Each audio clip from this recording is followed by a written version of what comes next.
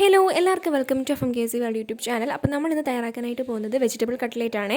അപ്പോൾ എങ്ങനെയാണ് ഈ കട്ട്ലേറ്റ് തയ്യാറാക്കുന്നത് നോക്കാം. കൂടുതലൊന്നും പറഞ്ഞ് ബോറടിപ്പിക്കുന്നില്ല, നേരെ വീഡിയോയിലോട്ട് പോകാം. വീഡിയോയിലോട്ട് പോകുന്നതിന് മുന്നായിട്ട് ഈ ചാനൽ നിങ്ങൾ ആദ്യമായിട്ട് കാണുന്നവരാണെങ്കിൽ ഒന്ന് സബ്സ്ക്രൈബ് ചെയ്തേക്കുക. സബ്സ്ക്രൈബ് ചെയ്യുമ്പോൾ തൊട്ടടുത്ത് വരുന്ന ബെൽ ബട്ടൺ ഒന്ന് ക്ലിക്ക് ചെയ്ത് ഓൾ എന്ന ഓപ്ഷൻ തന്നെ സെലക്ട് ചെയ്യണം കേട്ടോ. എങ്കിൽ മാത്രമേ ഞങ്ങൾ വീഡിയോസ് അപ്ലോഡ് ചെയ്യുമ്പോൾ തന്നെ നിങ്ങൾക്ക് നോട്ടിഫിക്കേഷൻ ലഭിക്കത്തുള്ളൂ.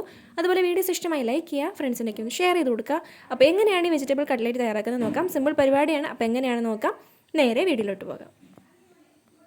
അപ്പോൾ ഈ വെജിറ്റബിൾ കട്ട്ലേറ്റ് ഉണ്ടാക്കാൻ വേണ്ടിയിട്ട് നമ്മൾ മല്ലിയില എടുത്തിട്ടുണ്ട്. അതുപോലെ ഒരു 1/2 കിലോ ക്യാരറ്റാണ് നമ്മൾ എടുത്തിട്ടുള്ളത്, 1/2 കിലോ ഉള്ളിത്തണ്ട്. പിന്നെ നമ്മൾ എടുത്തിട്ടുള്ളത് 6 സവാളയാണ്. പിന്നെ പച്ചമുളക് എടുത്തിട്ടുണ്ട്, ഒരു 4 പച്ചമുളകാണ് എടുത്തിട്ടുള്ളത്. പിന്നെ ഒരു ബീട്രൂട്ടിൻ്റെ പാതി, പിന്നെ ഇഞ്ചി വെളുത്തുള്ളി ഇത്ര എടുത്തിട്ടുണ്ട്. പിന്നെ നമ്മൾ എടുത്തിട്ടുള്ളത് ബീൻസാണ് കേട്ടോ, അതും 1/2 കിലോ വീതമാണ് എടുത്തിട്ടുള്ളത്. ഇതെല്ലാം നമ്മൾ ചെറിയതായിട്ട് കട്ട് ചെയ്ത് വെച്ചിട്ടുണ്ട്. തോരൻ അരിയുന്ന മാതിരി ചെറിയതായിട്ട് അരിയണം കേട്ടോ. ഇത് നമ്മൾ വൈറ്റ് എടുക്കാൻ വേണ്ടിയിട്ടുള്ളതല്ലേ. അപ്പം ഉള്ളിത്തണ്ട് അരിഞ്ഞത്, സവാള അരിഞ്ഞത്, ക്യാരറ്റ് അരിഞ്ഞത് എല്ലാം നമ്മളിവിടെ അരിഞ്ഞ് ഓരോ പാത്രത്തിലാക്കി വെച്ചിട്ടുണ്ട്.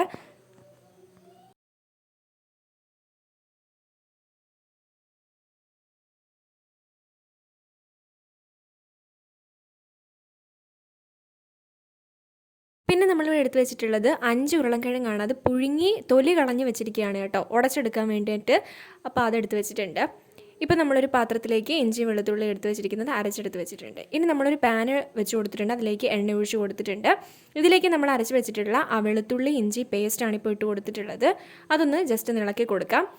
ഇഞ്ചിയുടെയും വെളുത്തുള്ളിയുടെയും മണം വരുന്ന സമയത്ത് നമ്മൾ അരിഞ്ഞെടുത്ത് വെച്ചിട്ടുള്ള പച്ചമുളകാണ് ഇട്ട് കൊടുക്കുന്നത്. അതിട്ട് കൊടുത്തതിന് ശേഷം നന്നായിട്ട് ഇളക്കി കൊടുക്കാം. അതൊന്ന് ചെറുതായിട്ട് വഴണ്ടി വരുമ്പം നമ്മൾ അരിഞ്ഞു വെച്ചിട്ടുള്ള സവാളയാണ് ഇട്ട് കൊടുക്കുന്നത്. അത് ഇട്ട് കൊടുത്ത് നന്നായിട്ട് ഇളക്കി കൊടുക്കാം. സവാള ഒന്ന് വഴണ്ടി വരുന്ന സമയത്ത് നമ്മൾ ഇപ്പോൾ ഇട്ട് കൊടുക്കുന്നത് നമ്മൾ അരിഞ്ഞു വെച്ചിട്ടുള്ള ആ ക്യാരറ്റാണ് കേട്ടോ. ക്യാരറ്റ് ഈ സമയം ഇതിലേക്ക് ഇട്ട് കൊടുക്കുകയാണ്. ക്യാരറ്റ് ഇട്ട് കൊടുത്ത് നന്നായിട്ട് ഇളക്കി യോജിപ്പിച്ചതിന് ശേഷം നമ്മളിപ്പോൾ ഇട്ട് കൊടുക്കുന്നത് ബീൻസ് അരിഞ്ഞെടുത്ത് വെച്ചിട്ടുള്ളതാണ്. അതിനുശേഷം നമ്മൾ ഇട്ട് കൊടുക്കുന്നത് ബീട്രൂട്ട് ചെറുതായിട്ട് ഗ്രേറ്റ് ചെയ്ത് വെച്ചിട്ടുള്ളതാണ്. ഇത് അരിഞ്ഞതല്ല, നമ്മൾ ഗ്രേറ്റ് ചെയ്തെടുത്തിട്ടുള്ളതാണ്. അപ്പോൾ അതാണ് ഇപ്പോൾ ഇതിലേക്ക് ഇട്ട് കൊടുത്തിട്ടുള്ളത്. നന്നായിട്ട് ഇപ്പോൾ ഇട്ട് കൊടുത്തിട്ടുള്ള സംഭവങ്ങളെല്ലാം കൂടെ ഇളക്കി കൊടുക്കാം. അതിനുശേഷം ഇപ്പോൾ നമ്മളിതിലേക്ക് ഇട്ട് കൊടുത്തിട്ടുള്ളത് ഉള്ളിത്തണ്ട് അരിഞ്ഞെടുത്തിട്ടുള്ളതാണ്. അതിപ്പോൾ ഇട്ട് കൊടുത്തിട്ടുണ്ട്.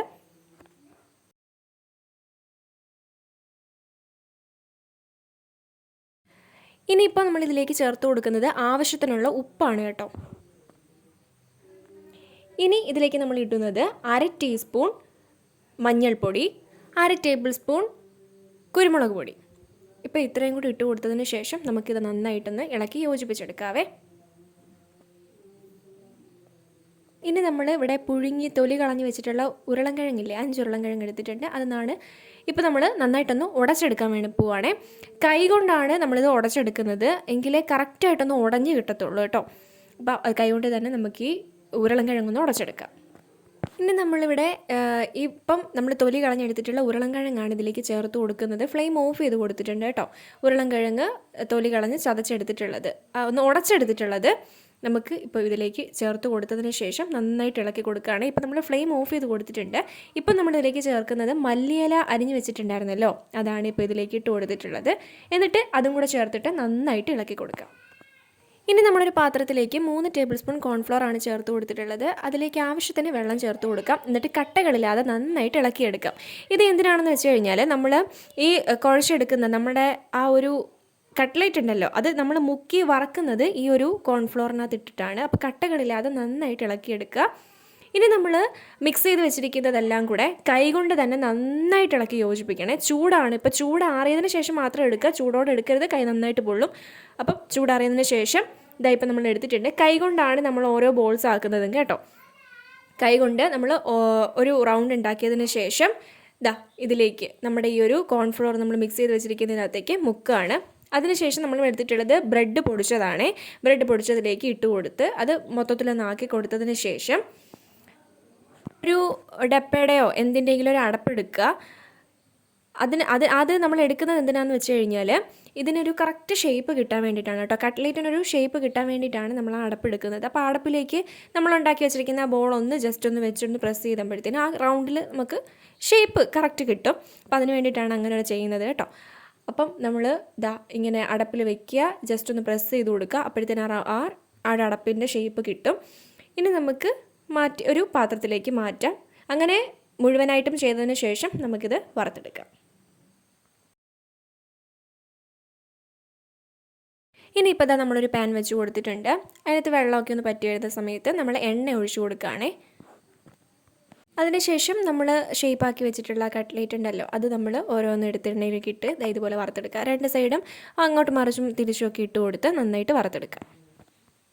അങ്ങനെ നമ്മുടെ കട്ട്ലേറ്റ് ഇവിടെ റെഡി ആയിട്ടുണ്ട് കേട്ടോ. സംഭവം കിടുക്കൻ സംഭവമാണ്. അപ്പോൾ എല്ലാവരും ട്രൈ ചെയ്ത് നോക്കുക. സിമ്പിളാണ്. അപ്പോൾ എളുപ്പത്തിൽ നമുക്ക് തയ്യാറാക്കി നോക്കാം. കടയിൽ നിന്ന് കിട്ടുന്ന അതേ ടേസ്റ്റാണ് കേട്ടോ ഈ കട്ട്ലേറ്റിനും. അപ്പോൾ എല്ലാവരും ട്രൈ ചെയ്ത് നോക്കുക. അഭിപ്രായങ്ങൾ കമൻറ്റ് ബോക്സിൽ കമൻറ്റ് ചെയ്യുക. അടുത്ത വീഡിയോയിൽ കാണാം. ടാറ്റാ.